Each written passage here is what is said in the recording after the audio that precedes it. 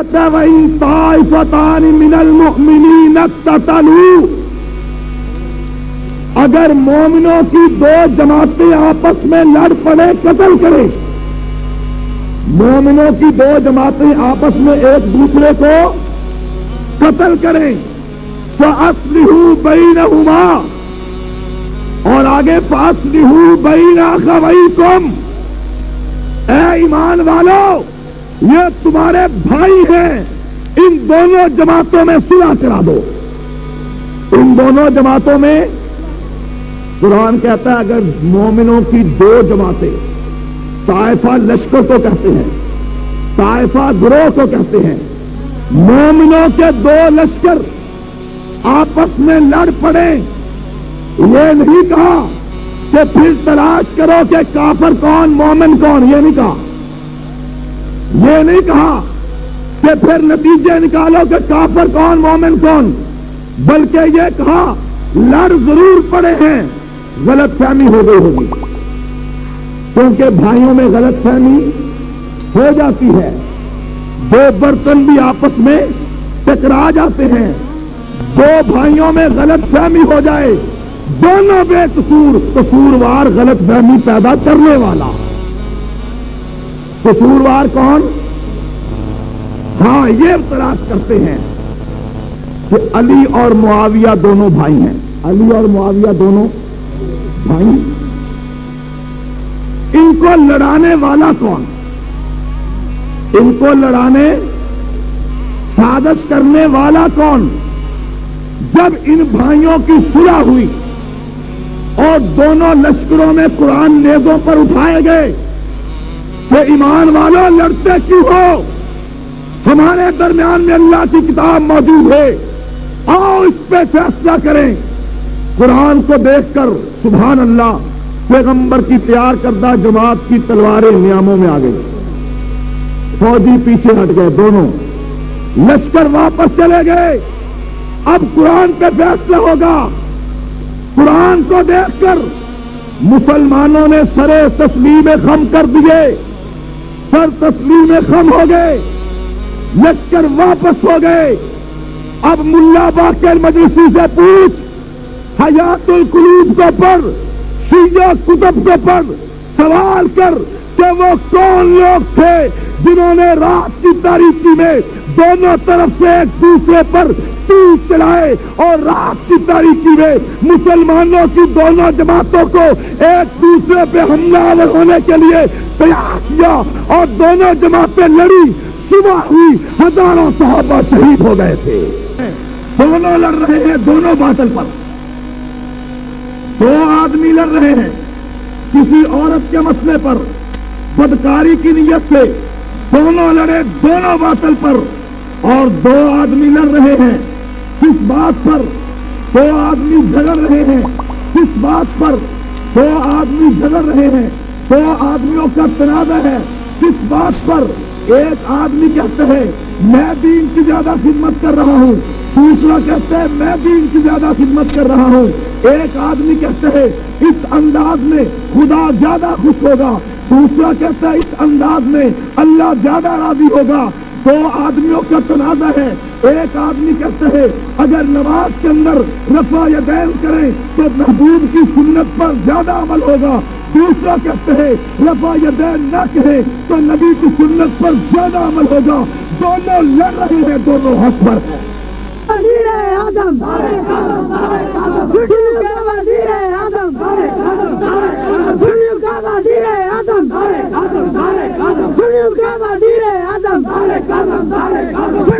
وزیر اعظم نعرہ تکبیر، نعرہ سنی۔ سب حضرات تشریف رکھیں۔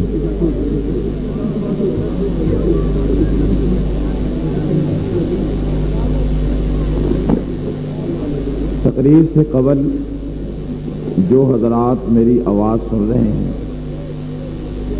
میں ان سے التماس کروں گا کہ جلسے کے آداب کے خلاف ہے یہ بات کہ کچھ لوگ جلسے سے پیچھے ہٹ کر بیٹھے، جو جلسہ سننے آئے ہیں وہ سامنے سامعین میں بیٹھیں اور پیچھے کسی شخص کو بیٹھنے کی اجازت نہیں ہے، انتظامی امور کی بنیاد پر بھی اور جلسہ کے آداب کی وجہ سے بھی۔ کوئی ساتھی پیچھے نہ بیٹھے سوائے ان سرکاری اہلکاروں کے یا جماعت کے ان ذمہ داروں کے جن کی ڈیوٹی لگائی گئی ہے۔ آ جائیں شاباش۔ چارپائی والے حضرات اگر آپ نے چارپائی پر ہی بیٹھنا ہے تو چارپائی آگے لے آئیں۔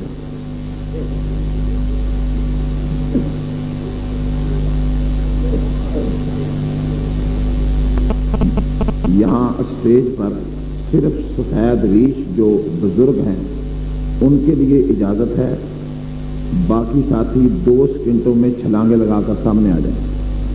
2 سیکنڈ، اس سے زیادہ میرے پاس وقت نہیں ہے، صرف 2 سیکنڈ۔ کرسیوں والے بھی اٹھ جائیں، وقت زیادہ ہو رہا ہے، 2 سیکنڈ میں نے کہا ہے۔ ٹیپ والے بیٹھ سکتے ہیں، باقی چلو ایک ٹیپ کے 2 مالک نہیں ہو سکتے۔ چلو شاباش، صرف سفید داڑھیوں والے بزرگ جو ہیں وہ یہاں بیٹھے۔ چلو آؤ شاباش۔ یہ تھوڑی سی پریکٹس ہے، میری عادت ہے کہ میں ساتھیوں کو پریکٹس کراتا رہتا ہوں۔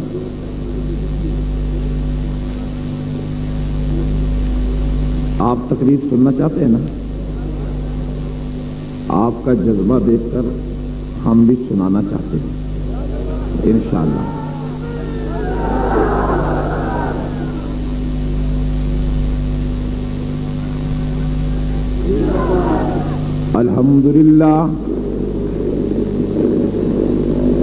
الحمدللہ وحدہ والصلاة والسلام علی من لا نبی بعدہ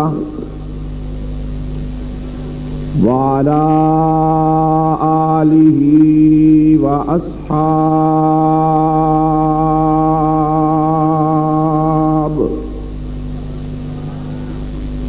الذین اوفوا عہدہ۔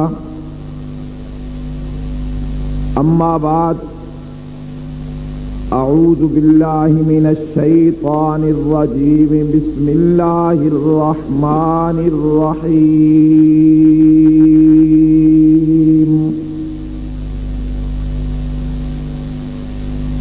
وعد اللہ الذین آمنوا منکم وعملوا الصالحات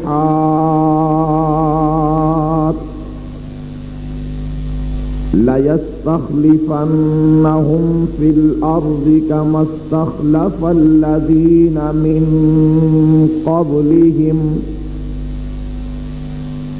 وَلَيُمَكِّنَنَّ لَهُمْ دِينَهُمُ الَّذِي ارْتَضَىٰ لَهُمْ وَلَيُبَدِّلَنَّهُمْ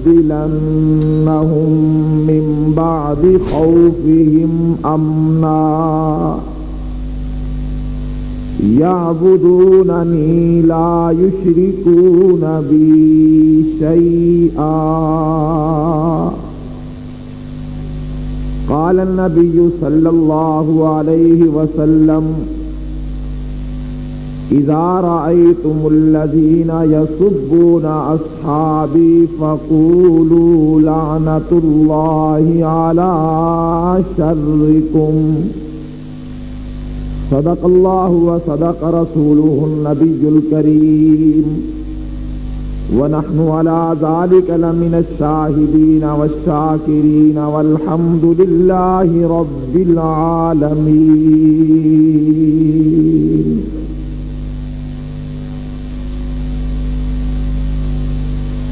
صدر جلسہ، معزز علماء کرام، قابل قدر سامعین مکرم، بزرگوں، نوجوان دوستوں، سپاہ صحابہ کے غیور کارکنوں،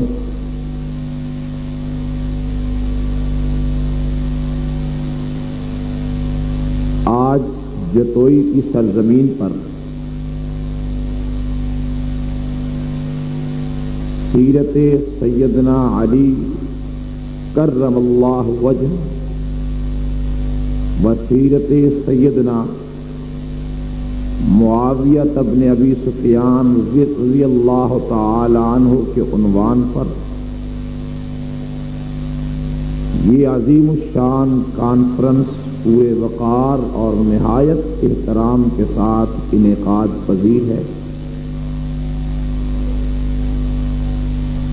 لیکن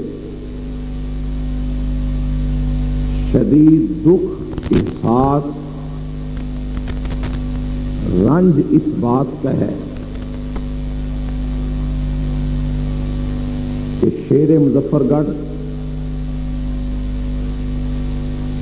سپاہ صحابہ کے ابھرتے ہوئے ہونہار خطیب، نڈر، جرأت مند، بے خوف قیادت کرنے والے ہمارے دوست ساتھی عزیز مولانا یحییٰ عباسی صاحب، جن کی پرخلوص دعوت پر آج سپاہ صحابہ کے مرکزی قائدین اتنی بڑی تعداد میں یہاں آئے ہوئے ہیں، وہ شیعہ درندوں کی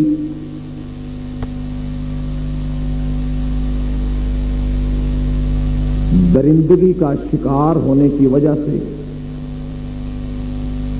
اس وقت ہمارے درمیان میں موجود نہیں ہے،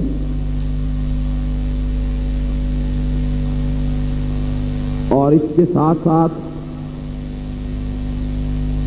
آج سے 2-3 دن قبل علی پور مظفر گڑھ میں اور اسی طرح کوٹ ادو میں پیدر پہ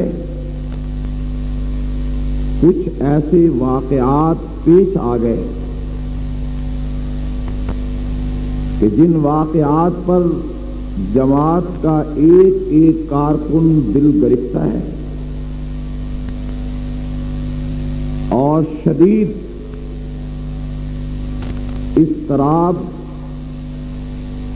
اور احتجاج کی کیفیت میں مبتلا ہے۔ آج کے اس جلسہ کو سفوتاز کرنے کے لیے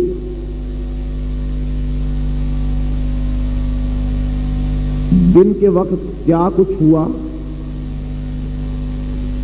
وہ کارروائی بھی آپ کے سامنے ہے، لیکن رات کے اس حصہ تک کیا ہو رہا ہے وہ بھی آپ کے سامنے ہے۔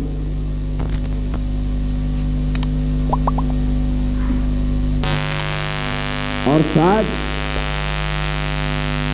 بہت سے لوگ اس جلسہ میں اس لیے بھی یہ جلسہ روک دیا گیا ہے، اب یہ منعقد نہیں ہوگا،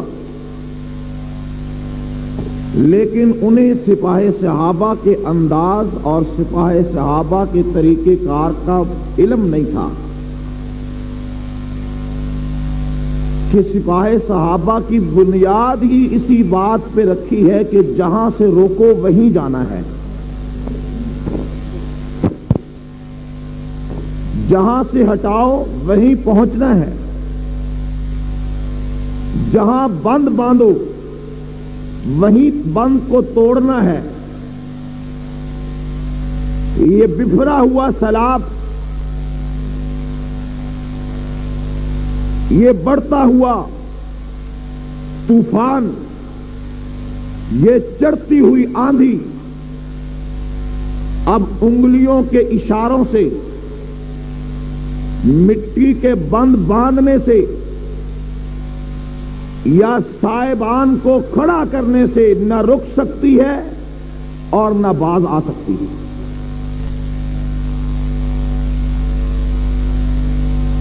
یہ الگ بات ہے، وقتی طور پر چند قدم پیچھے ہٹ جائیں، انداز بدلنے کے لیے، ایک نیا داؤ لینے کے لیے، دشمن پر گھیرا ڈالنے کے لیے، اس کے حملے کا جائزہ لے کر اس کا منہ توڑ جواب دینے کے لیے صبر و تحمل سے کام لے لیا جائے یا ساتھی خاموشی اختیار کر لیں یا تھوڑی دیر کے لیے چپ ہو رہے، لیکن یہ بات اپنے اور بیگانے کو اپنے حاشیہ خیال سے نکال دینی چاہیے کہ شاید وہ ظلم و جبر کے ذریعے یا تشدد و بربریت کا کوئی انداز اپنا کر سپاہ صحابہ کے بڑھتے ہوئے کارواں کا راستہ روک لے گا۔ میں یہ کہہ دینا چاہتا ہوں، اس کارواں کے راستے میں مت آؤ، یہ ایک سیلاب ہے اور خشو خاصا کی طرح تمہیں بہا لے جائے گا۔ جو اس طوفان کے راستے میں آئے گا وہ تنکوں کی طرح اٹھتا چلا جائے گا، مگر یہ طوفان، یہ سیلاب حق مائی کا کوئی لال پیدا نہیں ہوا کہ جو اس کے راستے میں رکاوٹ پیدا کر سکے۔ مولانا یحییٰ عباسی، ہمارے دیگر ساتھی احباب جن کے ساتھ زیادتیاں ہوئی، اور اگر اس کا فوری طور پر ایکشن نہ لیا ہوتا، 24 آدمی گرفتار کر کے اس وقت جیل میں نہ بٹھائے گئے ہوتے تو شاید آج انداز ہمارا کچھ اور ہوتا۔ اور اسی طرح جو ساتھی گرفتار ہیں کوٹ ادو کے، انشاءاللہ فجر کی نماز اور فجر میں کے وقت طلوع ہونے والا سورج ان کی رہائی کا پیغام لے کر آئے گا۔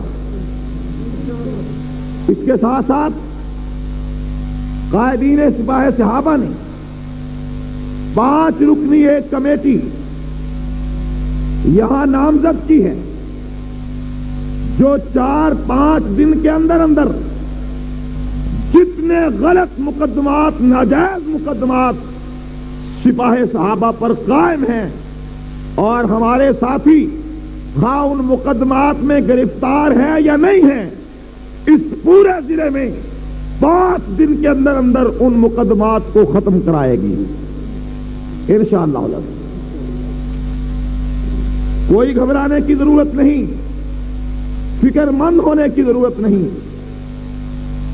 جو غلط کرے گا اس کا گریبان بھی پکڑیں گے، اور جو حق نہیں دے گا اسے لیں گے، پیچھے ہٹے گا تو چھین لیں گے۔ آپ کو اللہ رب العالمین نے افرادی، سیاسی، مذہبی قوت سے نوازا ہے۔ آپ ہر میدان میں اپنے دشمن کو زیر و زبر کرنے کی پوری طاقت اور صلاحیت رکھتے ہیں۔ اس لیے سپاہ صحابہ کے کارکنوں، عہدیداروں، ورکروں کو کبھی بھی اپنے آپ کو مایوسیوں کی گہرائیوں میں اتارنے کی کوشش نہیں کرنا چاہیے۔ اللہ پہ بھروسہ رکھیے، اپنی منزل پہ نظر رکھیے، اپنی دھن میں مگن ہو کر کارواں کے ساتھ قدم بڑھاتے ہوئے آگے بڑھتے چلے جائیے۔ دوستو، عنوان کے مطابق چند گزارشات پیش کرنا اس جلسہ میں اپنا اخلاقی اور قانونی اور مذہبی فریضہ سمجھتا ہوں کہ یہ عنوان جو کانفرنس کا لگایا گیا، اس عنوان کا مقصد کوئی صرف اشتہار کو اچھے ناموں کے ساتھ رنگین کرنا نہیں تھا، ان 2 ناموں کو ایک جگہ پر لے آنا، جناب سیدنا علی رضی اللہ تعالیٰ عنہ کے نام نامی اسم گرامی کے ساتھ ہی فاتح عرب و عجم سیدنا معاویہ رضی اللہ تعالیٰ عنہ کے نام کو لکھنا، یہ بھی ایک ایسی تلوار ہے جو دشمن کے جگر کو کاٹتی چلی جاتی ہے۔ کیونکہ 1400 سال کی سازش، 1400 سال کے جھوٹ کے پرچار اور 1400 سال سے تقیہ کی زبان کی یلغار اسی بات پہ رہی کہ علی اور معاویہ دونوں جدا جدا ہیں، دونوں ایک دوسرے کے دشمن، ایک دوسرے کے مخالف، ایک دوسرے کے مقابل، اور پھر اسی پر بس نہیں بلکہ انہوں نے انداز یہ اپنایا، طریقہ واردات دشمن کا یہ ہے کہ دیکھو ایک طرف حضرت علی ہیں، ایک طرف معاویہ ہیں، ان دونوں کی آپس میں لڑائی ہوئی، آپس میں جنگ ہوئی، ہزاروں صحابہ شہید ہوئے، اب بتلاؤ کہ ان دونوں میں حق پر کون ہے اور باطل پر کون ہے؟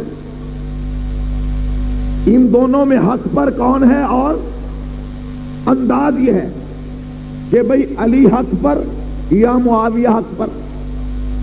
دو آدمی لڑ رہے ہیں، دونوں کے ہاتھ میں تلوار ہے، ایک آدمی اس کو اور وہ اس کو قتل کرنا چاہتا ہے، بتلاؤ کون حق پر کون باطل پر؟ کون مر گیا تو شہید، کون مر گیا تو دوزخی، کون زندہ رہا تو غازی، کون زندہ رہا تو قاتل؟ بتلاؤ، یہ سوال۔ اب مسلمان یہ سوچ بھی نہیں سکتا کہ وہ حضرت علی کے بارے میں یا حضرت معاویہ کے بارے میں کوئی لب کشائی کرے، تو دشمن کا طریقے واردات کہ دو لڑ رہے ہیں، بتاؤ حق پر کون ہے باطل پر کون ہے؟ جواب ضروری نہیں کہ ہر جگہ دو لڑنے والے بیک وقت ان میں سے ایک حق پر ہو اور ایک باطل پر ہو، ایسا بھی ہو سکتا ہے دو لڑنے والے دونوں باطل پر، ایسا بھی ہو سکتا ہے کہ دو لڑنے والے دونوں حق پر، دو لڑنے والے دونوں حق پر، دو لڑنے والے دونوں باطل پر۔ لڑ رہے ہیں دو آدمی، کس بات پر؟ حرام کے مال پر۔ وہ کہتے ہیں چوری ہم دونوں نے کی، آدھا تیرا آدھا میرا، دوسرا کہتا ہے نہیں دو حصے میرے ایک حصہ تیرا۔ چوری کے مال پہ دونوں لڑ رہے ہیں، دونوں لڑ رہے ہیں دونوں باطل پر۔ دو آدمی لڑ رہے ہیں کسی عورت کے مسئلے پر بدکاری کی نیت سے، دونوں لڑے دونوں باطل پر۔ اور دو آدمی لڑ رہے ہیں کس بات پر؟ دو آدمی جھگڑ رہے ہیں کس بات پر؟ دو آدمی جھگڑ رہے ہیں، دو آدمیوں کا تنازع ہے کس بات پر؟ ایک آدمی کہتا ہے میں دین کی زیادہ خدمت کر رہا ہوں، دوسرا کہتا ہے میں دین کی زیادہ خدمت کر رہا ہوں۔ ایک آدمی کہتا ہے اس انداز میں خدا زیادہ خوش ہوگا، دوسرا کہتا ہے اس انداز میں اللہ زیادہ راضی ہوگا۔ دو آدمیوں کا تنازع ہے۔ ایک آدمی کہتا ہے اگر نماز کے اندر رفع یدین کریں تو محبوب کی سنت پر زیادہ عمل ہوگا، دوسرا کہتا ہے رفع یدین نہ کہیں تو نبی کی سنت پر زیادہ عمل ہوگا۔ دونوں لڑ رہے ہیں، دونوں حق پر ہیں۔ نعرہ تکبیر، دونوں لڑ رہے ہیں، دونوں حق پر ہیں۔ ایسی بڑی مثالیں کہنے لگے نہیں ایسا نہیں ہو سکتا، یہ تو بات نظریے کی ہے، یہ تو بات فکر کی ہے، یہ تو بات عقیدے کی ہے۔ ہم یہاں لڑائی دکھاتے ہیں، ایک کے ہاتھ میں تلوار ہے دوسرے کے ہاتھ میں تلوار ہے، دونوں لڑ رہے ہیں، ایسا نہیں ہو سکتا۔ تو ہم نے کہا آؤ ہم تمہیں دو لڑنے والے دکھاتے ہیں، اور دکھاتے بھی قرآن میں ہیں، لڑنے والے ہم دکھاتے ہیں، فیصلہ تم کر دو کہ حق پہ کون اور باطل پہ کون۔ کہنے لگے کون؟ تو جواب قرآن سے کہ موسیٰ علیہ السلام حضرت ہارون اپنے بڑے بھائی کو، وہ بھی نبی تھے، اپنی قوم کے پاس اپنا نائب بنا کر خود طور پہاڑ پر چلے جاتے ہیں۔ 40 روز بعد توریت لے کر واپس آئے. جب توریت لے کر واپس آئے ویسے تو طور پہ بتا دیا گیا تھا اے موسیٰ آپ تو چلے آئے, آپ کی قوم نے بچڑے کی پوجا شروع کر دی, آپ کی قوم نے مجھے چھوڑ کر خود ساختہ بچڑے کو پوجنا شروع کر دیا ہے.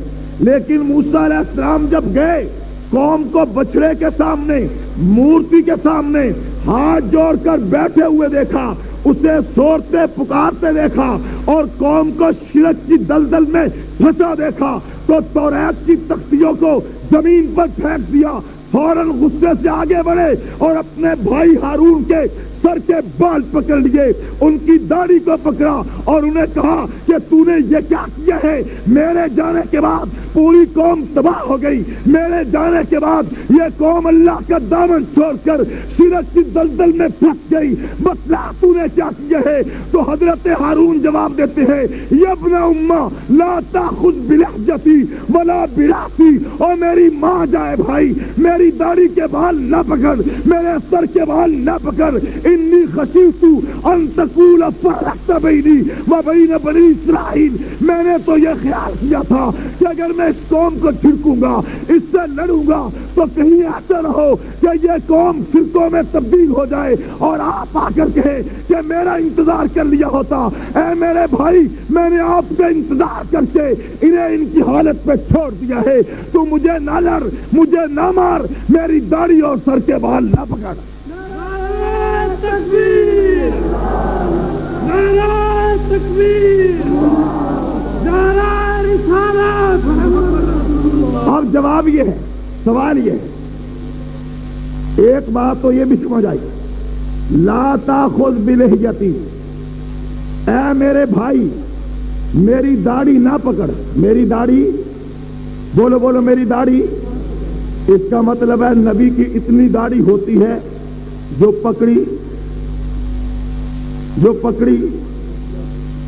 یہ جو آم چوسی, یہ جو پکڑی نہیں جا سکتی, یہ نہیں, داڑھی اتنی سنت ہے جو مشت میں آ سکے, جو مشت میں آ سکے. دوسری بات یہ ہے کہ نبی نے اپنے بھائی نبی کے سر کے بال پکڑ لیے, داڑھی پکڑ لی, گھسیٹنا شروع کر دیا. اب بتلاؤ حق پر کون ہے, باطل پر کون ہے؟ حق پر کون ہے اور باطل پر؟ بتلاؤ کون حق پر؟ بولو بولو بولو بولو. کوئی باطل پر ہے؟ دونوں نبی, دونوں بھائی, دونوں حق پر, دونوں نبی, دونوں بھائی, دونوں حق پر. آؤ معاویہ اور علی کی طرف, دونوں صحابی, دونوں بھائی, دونوں حق پر, دونوں صحابی, دونوں بھائی, دونوں حق پر. زور سے زور سے.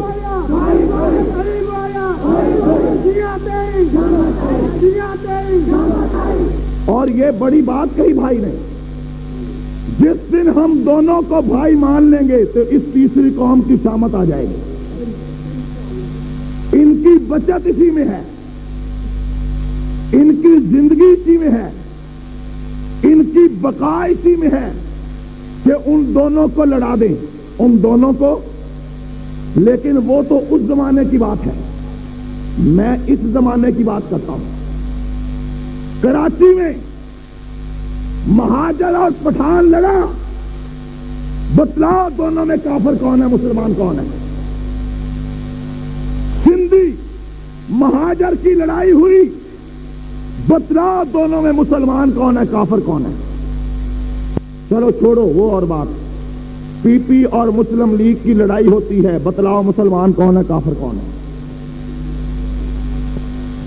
گھر گھر میں لڑائی, محلے محلے میں لڑائی, تمہاری کونسلری کے الیکشن پر لڑائی ہوتی ہے, بتلاؤ کافر کون ہے, مسلمان کون ہے؟ یہ کوئی بات ہے کہ دو آدمی لڑ رہے ہیں جناب, ایک کو کافر کہو ایک کو مومن کہو, کلمہ پڑھنے والے آپس میں دو لڑ سکتے ہیں. کہنے لگے جی اگر اکیلے لڑے ہوں تو بات کریں, فوجیں لڑی, فوجیں لڑی آپس میں، کوئی ایسی بات نہیں، فوجیں بھی لڑ سکتی ہیں۔ قرآن کو پڑھ کر دیکھ، قرآن کہتا ہے وَإِن طَائِفَتَانِ مِنَ الْمُؤْمِنِينَ اقْتَتَلُوا، اگر مومنوں کی دو جماعتیں آپس میں لڑ پڑے، قتل کریں، مومنوں کی دو جماعتیں آپس میں ایک دوسرے کو قتل کریں، فَأَصْلِحُوا بَيْنَهُمَا، اور آگے فَأَصْلِحُوا بَيْنَ أَخَوَيْكُمْ، اے ایمان والو یہ تمہارے بھائی ہیں، ان دونوں جماعتوں میں صلح کرا دو، ان دونوں جماعتوں میں۔ قرآن کہتا ہے اگر مومنوں کی دو جماعتیں، طائفہ لشکر کو کہتے ہیں، طائفہ گروہ کو کہتے ہیں، مومنوں کے دو لشکر آپس میں لڑ پڑے، یہ نہیں کہا کہ پھر تلاش کرو کہ کافر کون مومن کون، یہ نہیں کہا، یہ نہیں کہا کہ پھر نتیجے نکالو کہ کافر کون مومن کون، بلکہ یہ کہا لڑ ضرور پڑے ہیں، غلط فہمی ہو گئی ہوگی، کیونکہ بھائیوں میں غلط فہمی ہو جاتی ہے، دو برتن بھی آپس میں ٹکرا جاتے ہیں، دو بھائیوں میں غلط فہمی ہو جائے، دونوں بے قصور، قصوروار غلط فہمی پیدا کرنے والا، قصوروار کون؟ ہاں یہ تلاش کرتے ہیں کہ علی اور معاویہ دونوں بھائی ہیں، علی اور معاویہ دونوں بھائی،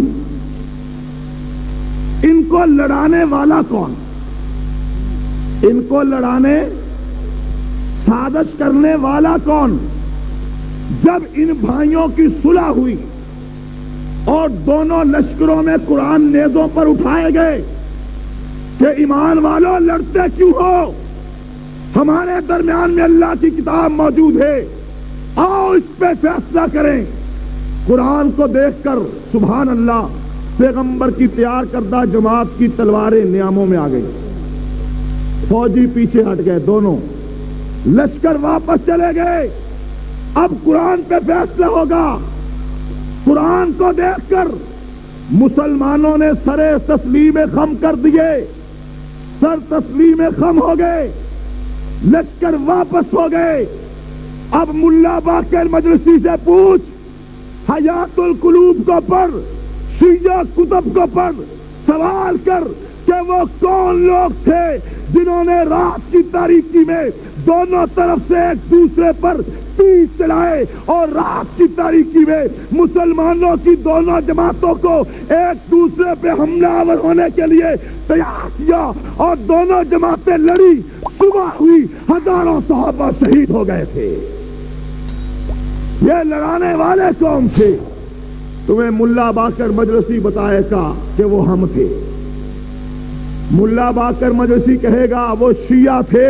کون تھے؟ بولو بولو، وہ کون تھے؟ اگر حوالہ نہ ملے ہماری صدا گولی اور ثابت ہو جائے، تمہارا آدمی کہے کہ وہ ہمارے شیعہ تھے، تو اس کا مطلب ہے کہ وہ دونوں بھائی بھائی ہیں، تم تھے لڑانے والے، تم ہو لڑانے والے، تم ہی رہوگے لڑانے والے۔ اس دور کے لوگوں نے تمہیں پہچانا، نکال کے باہر کیا حضرت حسن نے، ہم تمہیں پہچان رہے ہیں، نکال کے باہر چھوڑیں گے، آنے والی نسلوں کو بتا جائیں گے، وہ تمہیں جدا کر دیں گی، تاکہ اس وقت بھی اتحاد ہوا، آج بھی اتحاد ہو، مسلمانوں کا اتحاد قیامت تک رہے۔ سمجھ میں آئی بات؟ ہر دور میں مسلمانوں کو لڑانے والا کون؟ آپ تاریخ کو پڑھیں تو صحیح، ہلاکو اور چنگیز کو دعوت دے کر بغداد کے دار الخلافہ پر چڑھائی کروا کر ایک شہر میں مسلمانوں کا لاکھوں کی تعداد میں قتل عام کروا کر مسلمانوں کی کھوپڑیوں کے مینار بنانے والے ابن القمی کون تھا؟ نصیر الدین توسی کون تھا؟ تاریخ سے پوچھ، اگر دونوں شیعہ نہیں تھے تو میری صدا گولی۔ سراج الدولہ ٹیپو سلطان سے غداری کرنے والے میر جعفر کون تھے، میر صادق کون تھے؟ اگر شیعہ نہیں تھے تو ہماری سزا گولی تھی۔ تم نے ایک ایک لمحے پر، میں سرے دست اس بحث میں نہیں جاتا کہ مجھے بیان یہ کرنا ہے کہ علی اور معاویہ بھائی بھائی، علی اور معاویہ لڑائی ہوئی، سب کچھ ہوا، لیکن اینڈ کیا ہوا؟ اختتام کیا ہوا؟ اختتام ہوا کہ حضرت علی شہید ہو گئے 6 سال کے بعد۔ حضرت علی کے بعد حضرت علی کے جانشین کی حیثیت سے حضرت حسن رضی اللہ تعالی عنہ کرسی خلافت پر جلوہ افروز ہوئے۔ کون حسن؟ امام حسین کے بڑے بھائی، نواسہ رسول، جانشین علی، گوشہ جگر بطول۔ جب یہ جانشین بنے تو اب حکومت کس کے پاس آئی؟ اس کے پاس جنہیں حضور نے فرمایا تھا۔ بچپن میں حضور نے حضرت حسن کو ایک مرتبہ آتے دیکھا، حضور اٹھے، حضرت حسن کو گود میں بٹھایا اور مسجد نبوی میں خطبہ دیتے ہوئے فرمایا، ان ابنی ھذا سید، میرا یہ بیٹا سردار ہے، میرا یہ بیٹا، لعل اللہ، ایک وقت آئے گا اللہ میرے اس سردار بیٹے کے ذریعے سے مومنوں کی 2 بڑی جماعتوں میں صلح کرائے گا۔ مومنوں کی 2 بڑی جماعتوں میں اب وہ وقت آ گیا۔ حضرت معاویہ رضی اللہ تعالی عنہ نے حضرت حسن سے رابطہ کیا۔ حضرت حسن نے ان سے ایک سوال ہے شیعہ سے کہ تم یہ بتلاؤ، تم حضرت علی کے ان کی اولاد سے زیادہ محب ہو؟ دنیا میں کوئی شخص حضرت علی سے، حضرت حسن و حسین سے زیادہ پیار کر سکتا ہے؟ بولو بولو۔ دنیا میں کوئی گروہ اور طبقہ ان حالات کو، جو حالات اس دور میں ہوئے، آج تاریخ کے ذریعے حضرت حسن اور حسین سے زیادہ دیکھ سکتا ہے؟ حالات حضرت حسن اور حسین کے سامنے، لڑائیاں سامنے، جھگڑے سامنے، مخالفت سامنے، لیکن اس کے باوجود ان دونوں بھائیوں نے اور پورے خاندان نبوت نے حضرت معاویہ سے صلح کر لی۔ حضرت معاویہ سے، بولو بولو، حضرت معاویہ سے۔ اب آپ دیکھیں، آپ کے والد اور چچا کی آپس میں لڑائی ہو، والد اور چچا کی آپس میں لڑائی ہو، آپ کے والد فوت ہو جائیں، آپ اپنے چچا سے صلح کر لیں، آپ اپنے چچا کو سینے سے لگا لیں، اب تیسرا آدمی شرارتی آئے، وہ آ کر کہے نہیں نہیں، یہ تمہارا چچا مسلمان ہی نہیں، یہ تمہارا چچا مومن ہی نہیں، یہ تمہارا چچا جنتی ہی نہیں، تو صلح کرنے والے بھتیجے اس آدمی کو یہ بکواس کرنے کی اجازت دیں گے؟ وہ کہیں گے کیوں، تجھے کیا تکلیف ہے؟ یہ کہنے لگا جناب میں اصل میں تمہارے ابا کا بڑا خیر خواہ ہوں، میں تمہارے ابا کا بڑا محب ہوں، بڑا تابع دار ہوں۔ وہ کہیں گے تو بڑا تابع دار ہوگا لیکن ہم سے زیادہ۔ تو جب حسن و حسین نے صلح کر لی اور بیعت کر لی حضرت معاویہ کے ہاتھ پر، سنو یہ بیعت ایک دن کی نہیں تھی، 20 سال تک اس بیعت پر حضرت حسین قائم رہے، اور جب تک زندہ رہے حضرت حسن بھی اس بیعت پر قائم رہے۔ حضرت علی کی اولاد جب تک زندہ رہے معاویہ کو اپنا خلیفہ مانے، اپنا امام مانے، اور آج تم معاویہ کو گالیاں دو۔ معاویہ پہ تبرہ کرنے والوں، تم دیکھو معاویہ کون ہے؟ معاویہ حسن و حسین کا امام ہے. معاویہ حسن و حسین کا معاویہ وہ خلیفہ ہے جس کی خلافت پر حسن و حسین کی تصدیق ہے. معاویہ امت مسلمہ کا وہ جرنیل ہے جس کی قیادت میں حسن و حسین نے جنگیں لڑی. اب معاویہ کو گالی دینے سے پہلے یہ سوچنا پڑے گا کہ اگر معاویہ غلط تھا، معاذ اللہ مومن نہیں تھا، تو بتلاؤ کیا پیغمبر کے نواسوں نے غیر مومن کے ہاتھ پہ بیعت کر لی؟ اگر کوئی یہ کہتا ہے کہ تقیتاً کر لی، کیا کی تقیتاً؟ تقیہ کیا، تو اس سے میرا یہ سوال ہے کہ معاویہ کی تو جنگ ہوئی حضرت علی سے، لڑائی ہوئی حضرت علی سے. جس نے حضرت علی سے لڑائی کی، جنگ کی، قتال کیا، اس سے تو حسن حسین نے صلح کر لی. تو یزید کا پھر کیا قصور تھا؟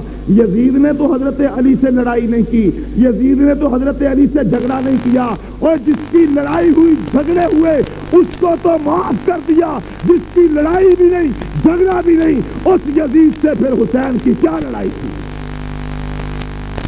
اگر معاویہ کو معاف کر دیا تھا تو یزید کو بھی تو معاف کر سکتے تھے نا. نہیں سمجھے؟ تو اب کہتے ہیں یزید کا دور آ گیا، اسلام کو خطرہ ہو گیا. یزید کا دور آ گیا، کفر بڑھ گیا، شرک کی آندھی آ گئی، طوفان برپا ہو گیا، نواسہ رسول تنے تنہا میدان میں آ گئے. تو میرا سوال یہ ہے، اس کا مطلب یہ ہوا کہ جب کفر بڑھا، جب شرک بڑھا، جب لا دینیت بڑھی تو نواسہ رسول میدان میں آ گئے، اور جب کفر نہیں بڑھا، لا دینیت نہیں بڑھی، شرک نہیں بڑھا، تو نواسہ رسول معاویہ کے پاس آ گئے. معاویہ کے پاس پیغمبر کے نواسوں کا تشریف لانا اس بات کی دلیل ہے کہ معاویہ اسلام کا نام ہے، معاویہ ایمان کا نام ہے، معاویہ دین کا نام ہے. جس معاویہ کے ہاتھ پر حسن و حسین بیعت کریں، اس معاویہ سے بڑھ کر کائنات میں کوئی فضیلت والا، کوئی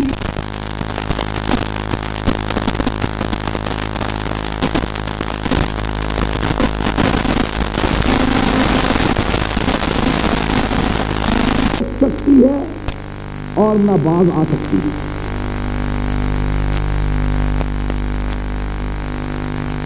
یہ الگ بات ہے.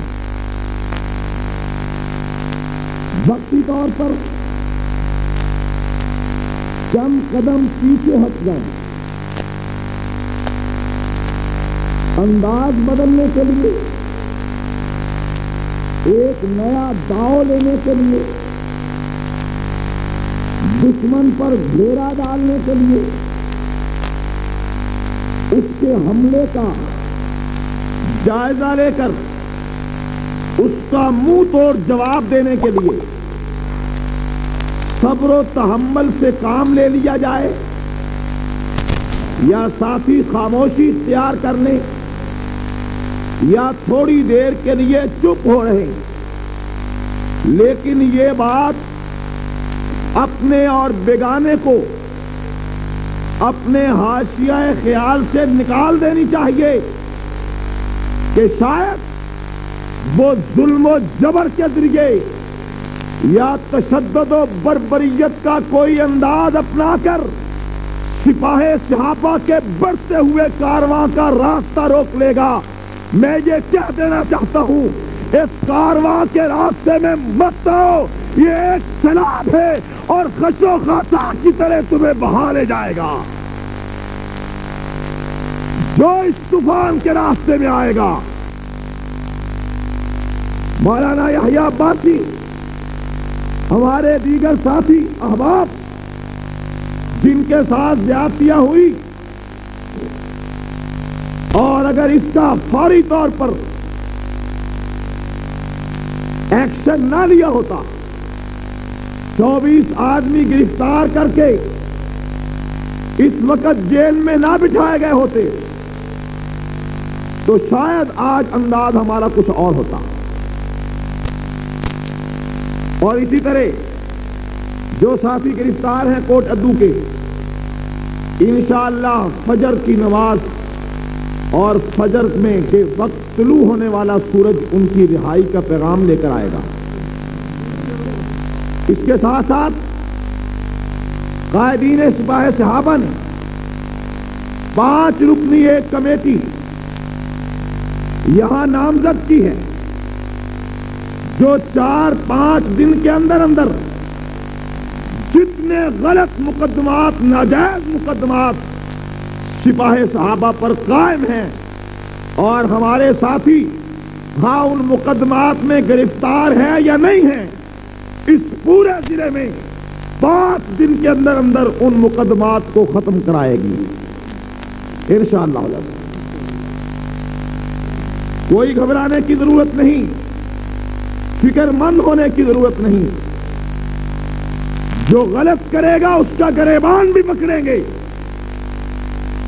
اور جو حق نہیں دے گا اسے لیں گے، پیچھے ہٹے گا تو چھین لیں گے۔ آپ کو اللہ رب العالمین نے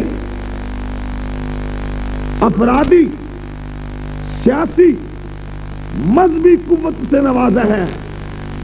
آپ ہر میدان میں اپنے دشمن کو زیر و زبر کرنے کی پوری طاقت اور صلاحیت رکھتے ہیں۔ اس لیے سپاہ صحابہ کے کارکنوں، عہدیداروں، ورکروں کو کبھی بھی اپنے آپ کو مایوسیوں کی گہرائیوں میں اتارنے کی کوشش نہیں کرنا چاہیے۔ اللہ پہ بھروسہ رکھیے، اپنی منزل پہ نظر رکھیے، اپنی دھن میں مگن ہو کر کارواں کے ساتھ قدم بڑھاتے ہوئے آگے بڑھتے چلے جائیے۔ دوستو، عنوان کے مطابق چند گزارشات پیش کرنا اس جلسہ میں اپنا اخلاقی اور قانونی اور مذہبی فریضہ سمجھتا ہوں کہ یہ عنوان جو کانفرنس کا لگایا گیا ہے، اس عنوان کا مقصد کوئی صرف اشتہار کو اچھے ناموں کے ساتھ رنگین کرنا نہیں تھا، ان 2 ناموں کو ایک جگہ پر لے آنا، جناب سیدنا علی رضی اللہ تعالیٰ عنہ کے نام نامی اس میں گرامی کے ساتھ ہی فاتح عرب و عجم سیدنا معاویہ رضی اللہ تعالیٰ عنہ کے نام کو لکھنا، یہ بھی ایک ایسی تلوار ہے جو دشمن کے جگر کو کاٹتی چلی جاتی ہے، کیونکہ 1400 سال کی سازش، 1400 سال کے جھوٹ کے پرچار اور 1400 سال سے تقیہ کی زبان کی جلغار اسی بات پہ رہی کہ علی اور معاویہ دونوں جدا جدا ہیں، دونوں ایک دوسرے کے دشمن، ایک دوسرے کے مخالف، ایک دوسرے کے مقابل، اور پھر اسی پر بس نہیں بلکہ انہوں نے انداز، آپس میں جنگ ہوئی، ہزاروں صحابہ شہید ہوئے۔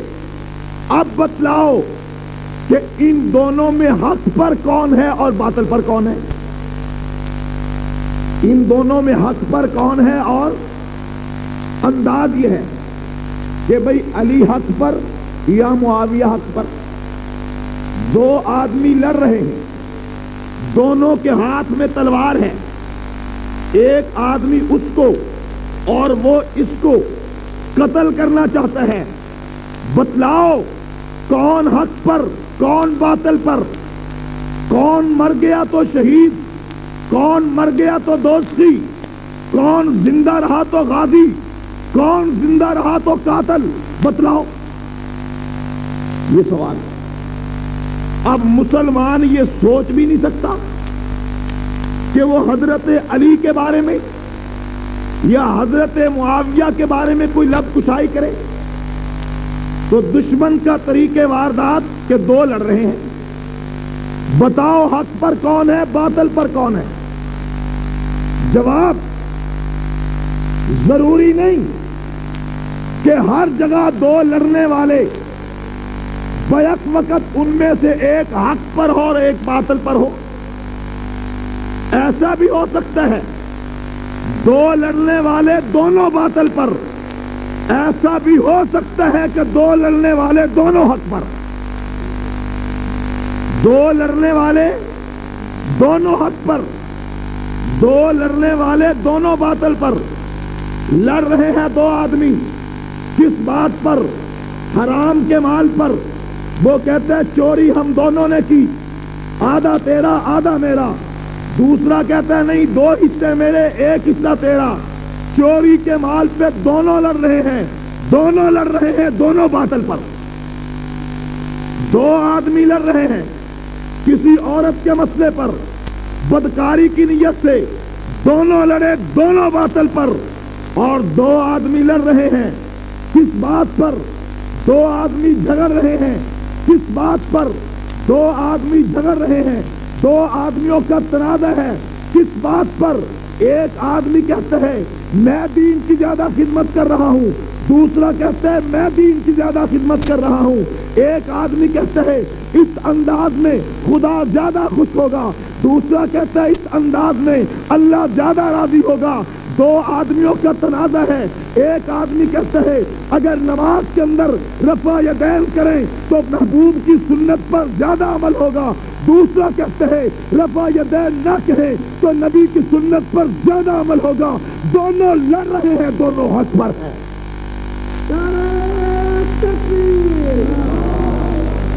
دونوں لڑ رہے ہیں، دونوں حق پر ہیں. ایسی بڑی مثالیں کہنے لگے نہیں، ایسا نہیں ہو سکتا، یہ تو بات نظریے کی ہے، یہ تو بات فکر کی ہے، یہ تو بات عقیدے کی ہے. ہم یہاں لڑائی دکھاتے ہیں، ایک کے ہاتھ میں تلوار ہے، دوسرے کے ہاتھ میں تلوار ہے، دونوں لڑ رہے ہیں، ایسا نہیں ہو سکتا. تو ہم نے کہا آؤ ہم تمہیں دو لڑنے والے دکھاتے ہیں، اور دکھاتے بھی قرآن میں ہیں. لڑنے والے ہم دکھاتے ہیں، فیصلہ تم کر دو کہ حق پہ کون اور باطل پہ کون. کہنے لگے کون؟ تو جواب قرآن سے کہ موسیٰ علیہ السلام حضرت ہارون اپنے بڑے بھائی کو، وہ بھی نبی تھے، اپنی قوم کے پاس اپنا نائب بنا کر خود طور پہاڑ پر چلے جاتے ہیں. 40 روز بعد توریت لے کر واپس آئے. جب توریت لے کر واپس آئے، ویسے تو طور پہ بتا دیا گیا تھا اے موسیٰ آپ تو چلے آئے، آپ کی قوم نے بچڑے کی پوجا شروع کر دی، آپ کی قوم نے مجھے چھوڑ کر خود ساختہ بچڑے کو پوجنا شروع کر دیا ہے. لیکن موسیٰ علیہ السلام جب گئے، قوم کو بچڑے کے سامنے، مورتی کے سامنے ہاتھ جوڑ کر بیٹھے ہوئے دیکھا، اسے سوچتے پکارتے دیکھا، اور قوم کو شرک کی دلدل میں پھنسا دیکھا، تو توریت کی تختیوں کو زمین پر پھینک دیا.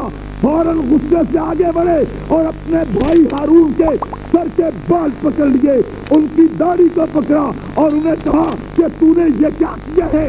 میرے جانے کے بعد پوری قوم تباہ ہو گئی، میرے جانے کے بعد یہ قوم اللہ کا دامن چھوڑ کر شرک کی دلدل میں پھنس گئی، بتلا تو نے کیا کیا ہے؟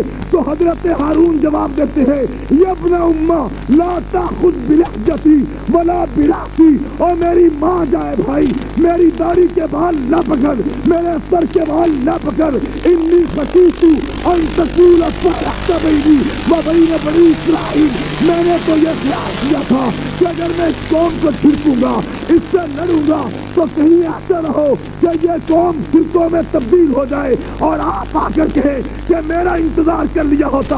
اے میرے بھائی، میں نے آپ کا انتظار کر کے انہیں ان کی حالت پہ چھوڑ دیا ہے، تو مجھے نہ لڑ، مجھے نہ مار، میری داڑھی اور سر کے بال نہ پکڑ. تکبیر، نعرہ تکبیر، نعرہ رسالت. اور جواب یہ ہے، سوال یہ ہے، ایک بات تو یہ بھی سمجھ آئی، لا تاخذ بلحیتی، اے میرے بھائی میری داڑھی نہ پکڑ، میری داڑھی بولو بولو میری داڑھی، اس کا مطلب ہے نبی کی اتنی داڑھی ہوتی ہے جو پکڑی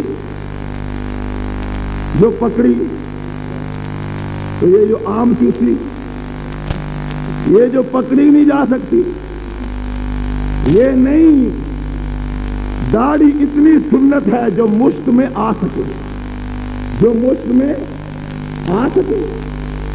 دوسری بات یہ ہے کہ نبی نے اپنے بھائی نبی کے سر کے بال پکڑ لیے، داڑھی پکڑ لی، گھسیٹنا شروع کر دیا۔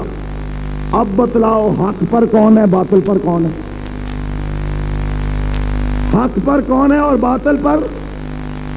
بتلاؤ کون حق پر؟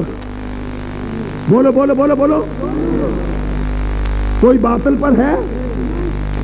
دونوں نبی، دونوں بھائی، دونوں حق پر، دونوں نبی، دونوں بھائی، دونوں حق پر۔ آؤ معاویہ اور علی کی طرف، دونوں صحابی، دونوں بھائی، دونوں حق پر، دونوں صحابی، دونوں بھائی، دونوں حق پر۔ زور سے زور سے۔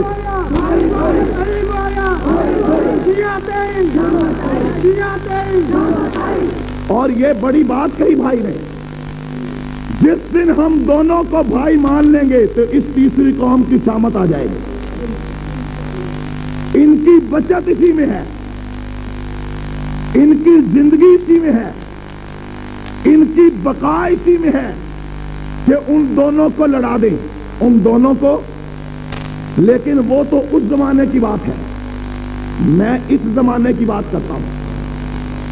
کراچی میں مہاجر اور پٹھان لڑا، بتلاؤ دونوں میں کافر کون ہے، مسلمان کون ہے؟ سندھی مہاجر کی لڑائی ہوئی، بتلاؤ دونوں میں مسلمان کون ہے، کافر کون ہے؟ چلو چھوڑو وہ اور بات، پی پی اور مسلم لیگ کی لڑائی ہوتی ہے، بتلاؤ مسلمان کون ہے، کافر کون ہے؟ گھر گھر میں لڑائی، محلے محلے میں لڑائی، تمہاری کونسلری کے الیکشن پر لڑائی ہوتی ہے، بتلاؤ کافر کون ہے، مسلمان کون ہے؟ یہ کوئی بات ہے کہ دو آدمی لڑ رہے ہیں جناب، ایک کو کافر کہو ایک کو مومن کہو، کلمہ پڑھنے والے آپس میں دو لڑ سکتے ہیں۔ کہنے لگے جی اگر اکیلے لڑے ہوں تو بات کریں، فوجیں لڑی، فوجیں لڑی آپس میں، کوئی ایسی بات نہیں، فوجیں بھی لڑ سکتی ہیں۔ قرآن کو پڑھ کر دیکھ، قرآن کہتا ہے وَإِن طَائِفَتَانِ مِنَ الْمُؤْمِنِينَ اقْتَتَلُوا،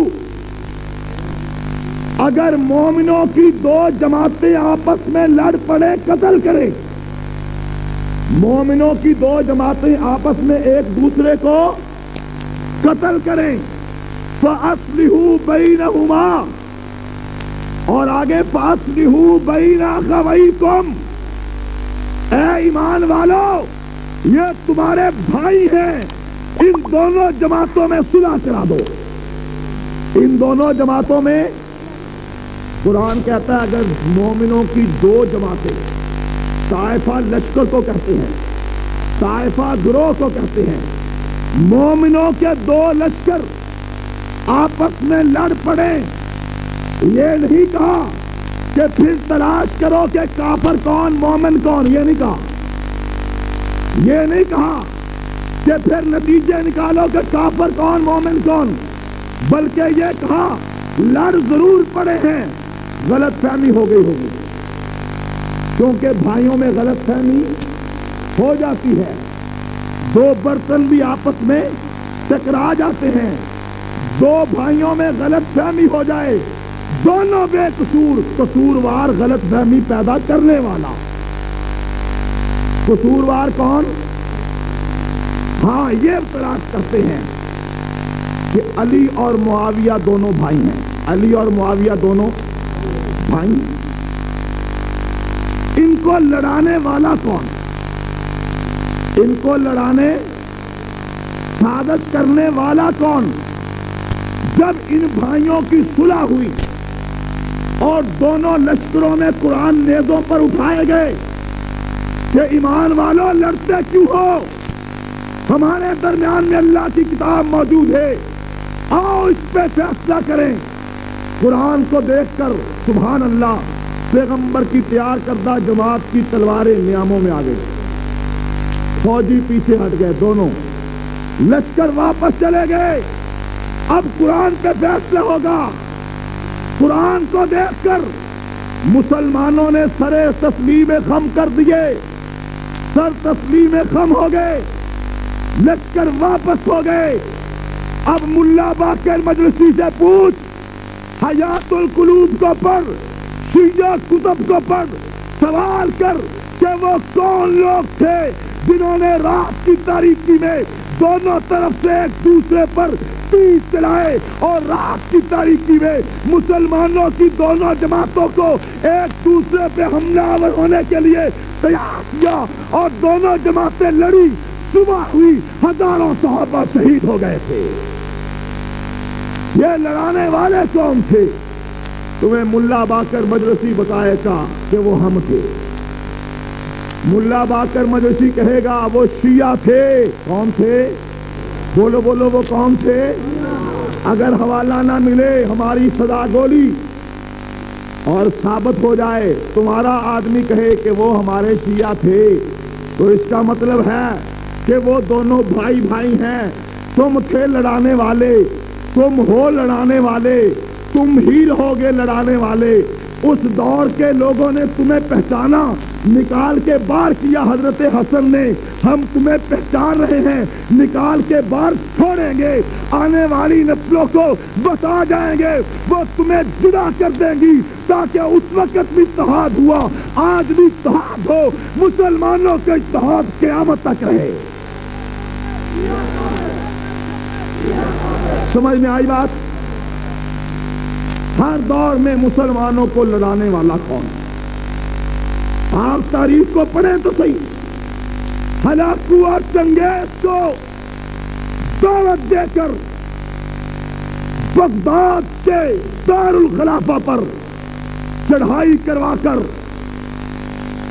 ایک شہر میں مسلمانوں کا لاکھوں کی تعداد میں قتل عام کروا کر مسلمانوں کی کھوپڑیوں کے مینار بنانے والے ابن القمی کون تھا؟ نصیر الدین طوسی کون تھا؟ تاریخ سے پوچھ۔ اگر دونوں شیعہ نہیں تھے تو میری سزا گولی۔ سراج الدولہ ٹیپو سلطان سے غداری کرنے والے میر جعفر کون تھے؟ میر سعادت کون تھے؟ اگر شیعہ نہیں تھے تو ہماری سزا گولی۔ تم نے ایک ایک لمحے پر اس بحث میں نہیں جاتا کہ مجھے بیان یہ کرنا ہے کہ علی اور معاویہ بھائی بھائی، علی اور معاویہ لڑائی ہوئی، سب کچھ ہوا، لیکن اینڈ کیا ہوا؟ اختتام کیا ہوا؟ اختتام ہوا کہ حضرت علی شہید ہو گئے 6 سال کے بعد۔ حضرت علی کے بعد حضرت علی کے جانشین کی حیثیت سے حضرت حسن رضی اللہ تعالی عنہ کرسی خلافت پر جلوہ فروز ہوئے۔ کون حسن؟ امام حسین کے بڑے بھائی، نواسہ رسول، جانشین علی، گوشہ جگر بطول۔ جب یہ جانشین بنے تو اب حکومت کس کے پاس آئی؟ اس کے پاس جنہیں حضور نے فرمایا تھا۔ بچپن میں حضور نے حضرت حسن کو ایک مرتبہ آتے دیکھا، حضور اٹھے، حضرت حسن کو گود میں بٹھایا اور مسجد نبوی میں خطبہ دیتے ہوئے فرمایا، ان ابنی ھذا سید، میرا یہ بیٹا سردار ہے، میرا یہ بیٹا، لعل اللہ، ایک وقت آئے گا اللہ میرے اس سردار بیٹے کے ذریعے سے مومنوں کی 2 بڑی جماعتوں میں صلح کرائے گا۔ مومنوں کی 2 بڑی جماعتوں میں اب وہ وقت آ گیا۔ حضرت معاویہ رضی اللہ تعالی عنہ نے حضرت حسن سے رابطہ کیا، حضرت حسن نے ان سے بات چیت شروع کی. نتیجہ کیا نکلا کہ حضرت حسن، حضرت حسین، پورا خانوادہ نبوت حضرت معاویہ کے ہاتھ پہ بیعت کر کے صلح کر لیتا ہے. بیعت کر کے، بولو بولو، بیعت کر کے. میرے دوستو، ایک سوال ہے شیعہ سے کہ تم یہ بتلاؤ، تم حضرت علی کے ان کی اولاد سے زیادہ محب ہو؟ دنیا میں کوئی شخص حضرت علی سے، حضرت حسن و حسین سے زیادہ پیار کر سکتا ہے؟ بولو بولو. دنیا میں کوئی گروہ اور طبقہ ان حالات کو، جو حالات اس دور میں ہوئے، آج تاریخ کے ذریعے حضرت حسن اور حسین سے زیادہ دیکھ سکتا ہے؟ حالات حضرت حسن اور حسین کے سامنے، لڑائیاں سامنے، جھگڑے سامنے، مخالفت سامنے، لیکن اس کے باوجود ان دونوں بھائیوں نے اور پورے خاندان نبوت نے حضرت معاویہ سے صلح کر لی. حضرت معاویہ سے، بولو بولو، حضرت معاویہ سے. اب آپ دیکھیں، آپ کے والد اور چچا کی آپس میں لڑائی ہو، والد اور چچا کی آپس میں لڑائی ہو، آپ کے والد فوت ہو جائیں، آپ اپنے چچا سے صلح کر لیں، آپ اپنے چچا کو سینے سے لگا لیں. اب تیسرا آدمی شرارتی آئے، وہ آ کر کہے نہیں نہیں، یہ تمہارا چچا مسلمان ہی نہیں، یہ تمہارا چچا مومن ہی نہیں، یہ تمہارا چچا جنتی ہی نہیں، تو صلح کرنے والے بھتیجے اس آدمی کو یہ بکواس کرنے کی اجازت دیں گے؟ وہ کہیں گے کیوں، تجھے کیا تکلیف ہے؟ یہ کہنے لگا جناب، میں اصل میں تمہارے ابا کا بڑا خیر خواہ ہوں، میں تمہارے ابا کا بڑا محب ہوں، بڑا تابع دار ہوں. وہ کہیں گے تو بڑا تابع دار ہوگا لیکن ہم سے زیادہ. تو جب حسن و حسین نے صلح کر لی اور بیعت کر لی حضرت معاویہ کے ہاتھ پر، سنو یہ بیعت ایک دن کی نہیں تھی، 20 سال تک اس بیعت پر حضرت حسین قائم رہے، اور جب تک زندہ رہے حضرت حسن بھی اس بیعت پر قائم رہے. حضرت علی کی اولاد جب تک زندہ رہے معاویہ کو اپنا خلیفہ مانے، اپنا امام مانے، اور آج تم معاویہ کو گالیاں دو. معاویہ پہ تبرہ کرنے والوں، تم دیکھو معاویہ کون ہے. معاویہ حسن و حسین کا امام ہے. معاویہ حسن و حسین کا، معاویہ وہ خلیفہ ہے جس کی خلافت پر حسن و حسین کی تصدیق ہے. معاویہ امت مسلمہ کا وہ جرنیل ہے جس کی قیادت میں حسن و حسین نے جنگیں لڑی. اب معاویہ کو گالی دینے سے پہلے یہ سوچنا پڑے گا کہ اگر معاویہ غلط تھا، معاذ اللہ مومن نہیں تھا، تو بتلاؤ کیا پیغمبر کے نواسوں نے غیر مومن کے ہاتھ پہ بیعت کر لی؟ اگر کوئی یہ کہتا ہے کہ تقیتاً کر لی، کیا کی تقیتاً؟ تقیہ کیا، تو اس سے میرا یہ سوال ہے کہ معاویہ کی تو جنگ ہوئی حضرت علی سے، لڑائی ہوئی حضرت علی سے. جس نے حضرت علی سے لڑائی کی، جنگ کی، قتال کیا، اس سے تو حسن حسین نے صلح کر لی. تو یزید کا پھر کیا قصور تھا؟ یزید نے تو حضرت علی سے لڑائی نہیں کی، یزید نے تو حضرت علی سے جھگڑا نہیں کیا، اور جس کی لڑائی ہوئی، جھگڑے ہوئے، اس کو تو معاف کر دیا. جس کی لڑائی بھی نہیں، جھگڑا بھی نہیں، اس یزید سے پھر حسین کی کیا لڑائی تھی؟ اگر معاویہ کو معاف کر دیا تھا تو یزید کو بھی تو معاف کر سکتے تھے نا. نہیں سمجھے؟ تو اب کہتے ہیں یزید کا دور آ گیا، اسلام کو خطرہ ہو گیا، یزید کا دور آ گیا، کفر بڑھ گیا، شرک کی آندھی آ گئی، طوفان برپا ہو گیا، نواسہ رسول تنے تنہا میدان میں آ گئے۔ تو میرا سوال یہ ہے، اس کا مطلب یہ ہوا کہ جب کفر بڑھا، جب شرک بڑھا، جب لا دینیت بڑھی تو نواسہ رسول میدان میں آ گئے، اور جب کفر نہیں بڑھا، لا دینیت نہیں بڑھی، شرک نہیں بڑھا تو نواسہ رسول معاویہ کے پاس آ گئے۔ معاویہ کے پاس پیغمبر کے نواسوں کا تشریف لانا اس بات کی دلیل ہے کہ معاویہ اسلام کا نام ہے، معاویہ ایمان کا نام ہے، معاویہ دین کا نام ہے۔ جس معاویہ کے ہاتھ پر حسن و حسین بیعت کریں، اس معاویہ سے بڑھ کر کائنات میں کوئی فضیلت والا، کوئی مقام والا، کوئی رتبے والا اس دور میں دوسرا شخص نہیں ہو سکتا۔ تو دوستو، وقت کافی بیت چکا ہے، آج کی تقریر کا خلاصہ یہ ذہن میں لے کر جائیے، ہم اس معاویہ کو مانتے ہیں جسے حسن و حسین نے مانا۔ جس معاویہ کو حسن و حسین نے مانا، ہم اس معاویہ کو مانتے ہیں جس کے ہاتھ پر بیعت حسن و حسین نے کی۔ جس کو معاویہ سے لڑائی ہے وہ حسن و حسین سے لڑے، جس کو معاویہ سے ضد ہے وہ حسن و حسین سے ضد کرے۔